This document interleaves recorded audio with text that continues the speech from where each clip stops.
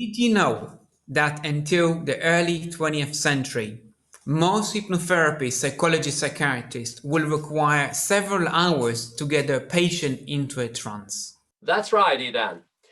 In the past, it was a common practice to use the fixation method, which was also sometimes linked with the idea of the fascination method, fixing the gaze of the patient on a bright object. And psychiatrists and psychotherapists in the 19th century worked with hypnosis, and that included Freud, were combining that with the suggestion for sleep. And it would take anything up to 2 hours and more for them to induce a reasonable level of hypnosis. And the word sleep was repeated over and over in what they called the monotony method. So fixation plus monotony, and saying sleep, go to sleep, sleep, sleep, sleep deeply, go to sleep, go to sleep. And they knew, of course, they weren't inducing nocturnal sleep, the ordinary nighttime sleep, but a special sleep of the nervous system. However, it got confused in often the therapist's mind, never mind the public mind, that you were supposed to go kind of unconscious, go into sleep. All of this was tedious and often not very effective because some people were anxious. Of course, the last thing they're going to do is go to sleep in front of somebody else. And hypnosis, we know now, is not sleep. So you either go to sleep or you go to hypnosis. You don't do the two things. You don't really combine them in the mind in that way, in the brain. Anyway, so Dave Elman was iconoclastic. He was a very sharp mind. He looked into what was important in hypnosis, what produced effects. He saw that the stage hypnotists did not use such methods. They relied on other elements to produce the trance. There was a strong personality element of expectation involved. There was sometimes, of course, the use of fixation, but in an abbreviated form, and powerful use of suggestion. There were other factors as well in the stage environment that makes the trance then a bit different to inducing it in the therapist's office. Elman practiced as a stage hypnotist. He became known as the world's youngest and fastest hypnotist. His father was a celebrity in the field, a local celebrity, that is.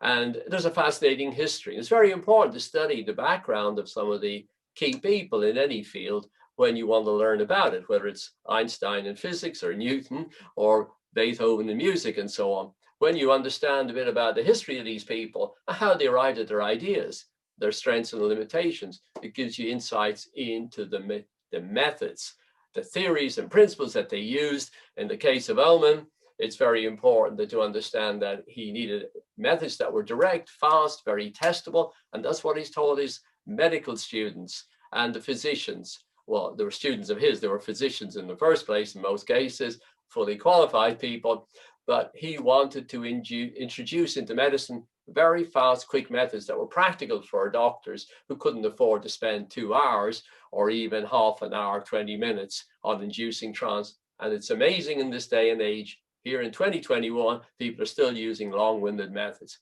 It's so important to understand Elman's method. I'll talk about his use of suggestion, his development and use of the waking hypnosis and trance hypnosis, but that requires some other short talks. This is a very short talk, and I will say this much about it, that when Elman looked into getting the eye closure and the eye fixation, he realized there were ways to make that much stronger, much quicker, and more able then to induce things like catalepsy, the eye muscles, to help get the mind into away from the intellectual conscious thinking into the suggestible state, the state of imagination, emotion, the non-logical processes that we call the hypnotic level.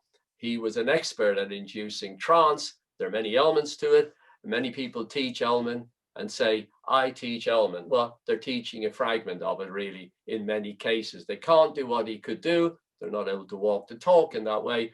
They're teaching in a very mechanical way sometimes. So that's superficial. I hope to go into a little more depth with you now in a future talk about the induction methods, how he developed it, and to what levels it can be used by a practitioner who really understands it. And so that will be very, very valuable information, which I will cover in a short talk. As I say, if you need to learn more, want to learn more, do yourself a favor, come to one of our classes.